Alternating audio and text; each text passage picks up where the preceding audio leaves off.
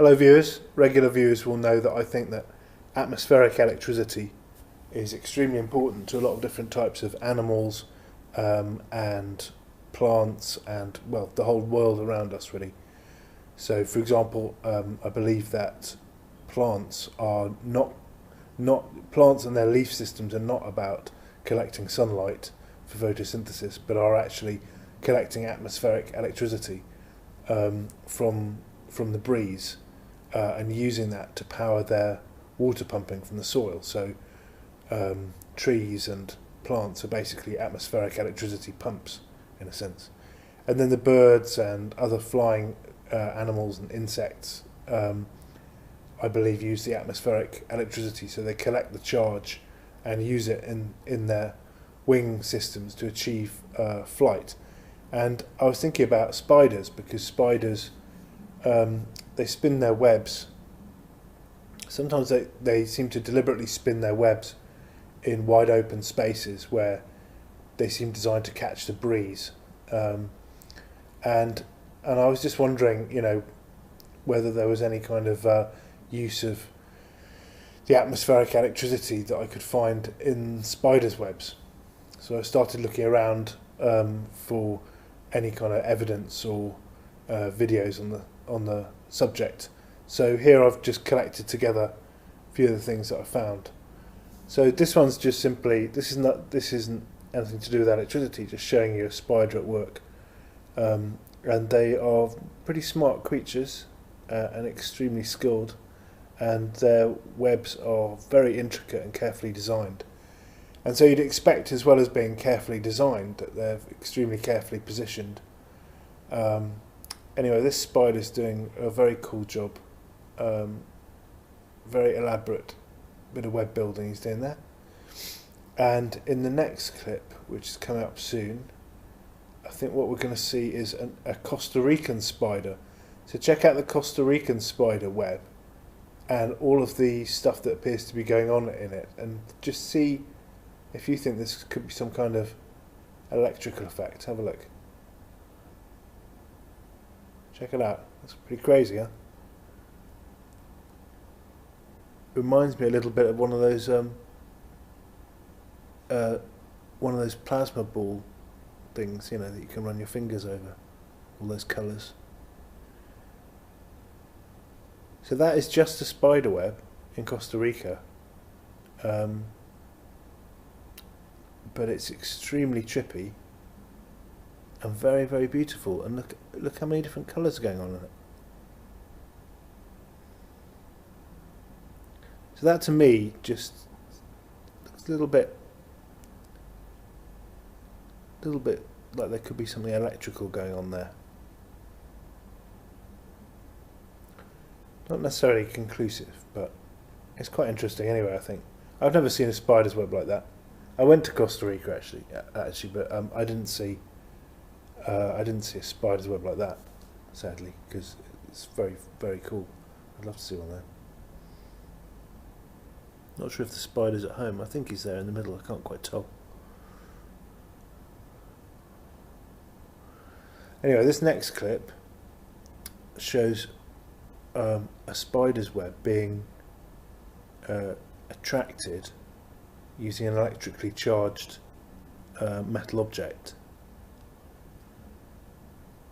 So this does show that the web is charged and has some quite interesting electrical properties.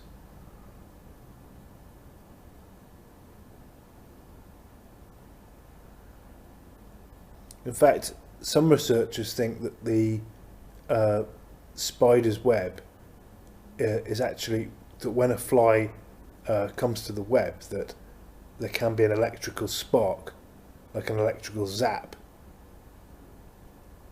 I don't know if you can see anything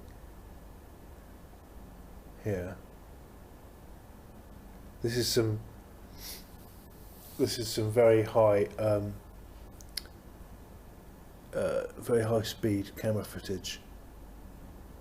Shows a little zap going on as the fly hits the web.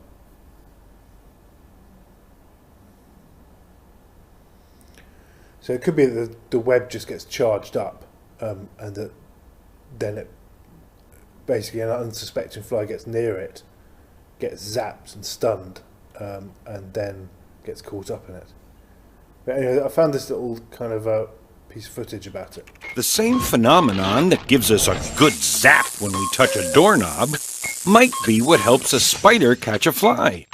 A new study out of UC Berkeley may point to an evolutionary adaptation of web design that takes advantage of the charge of static electricity created when a flying insect flaps its wings.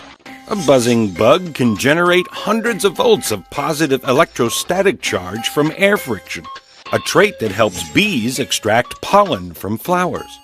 Spider webs, the research suggests, have a negative electrical charge and have developed a finer spiral silk, more flexible than its spoke silk, to aid in the electrical ensnaring.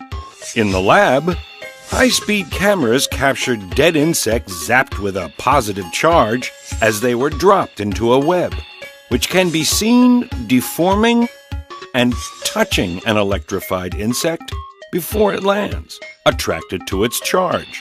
The negatively charged web may also attract dust and pollen, a possible reason spiders reweave their nets every day. Here is a weird observation of spiderweb that how it reacts to magnetic fields and stuff. They've got little pieces of hair or spiderweb tend to have some sort of a magnetic thing, kind of like a balloon, and they get stuck on things. And it just flew up there because I put my finger near it.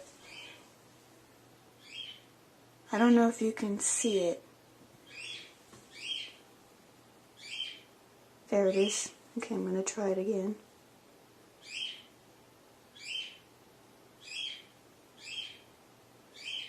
That's just from putting my finger near it. And it goes back down and it hangs.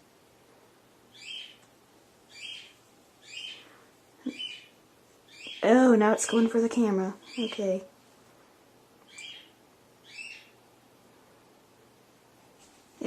It moves almost like it's alive, but it's just magnetic field and electricity doing that. I find it very interesting when it does this.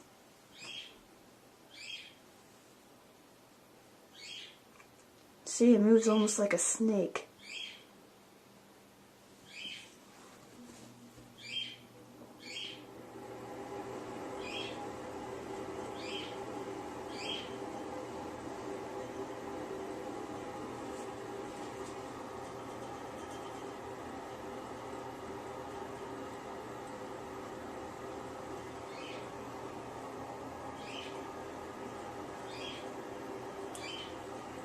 Seems attracted to the camera a little bit. Now it's blowing way up there. I think I'm not sure why it's going way up there. But it's kind of cool.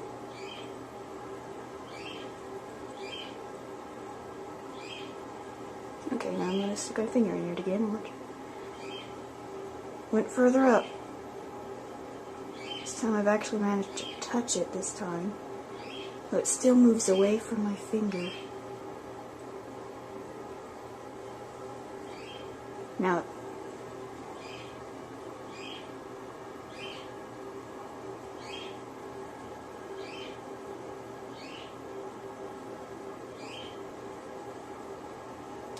sorry, you can't really see it there, can you?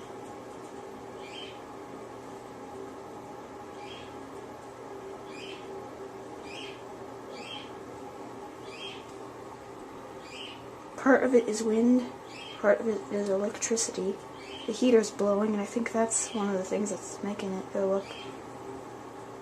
And if you put your finger near it, it'll move in other ways, like it'll...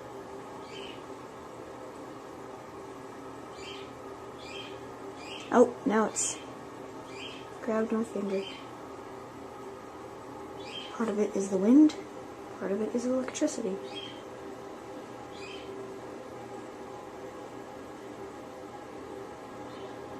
It's moving away from my finger.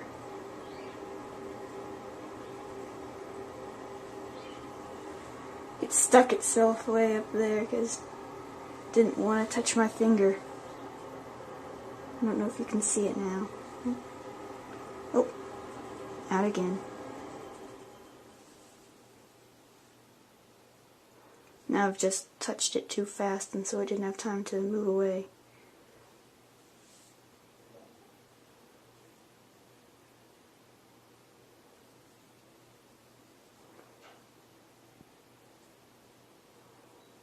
I don't think it's reacting quite as quickly now. I wonder if... Oh. Not very good pictures of this. It's hard to tape spiderweb, people.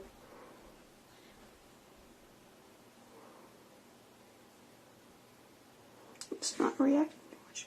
If I move it by, let's see if I can get it close up. Now it's kind of more attracted. That's weird.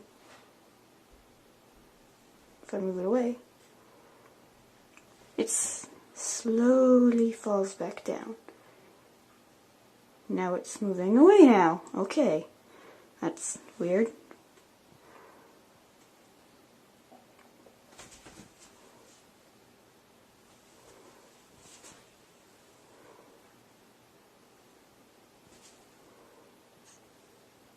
You can't see it there at all.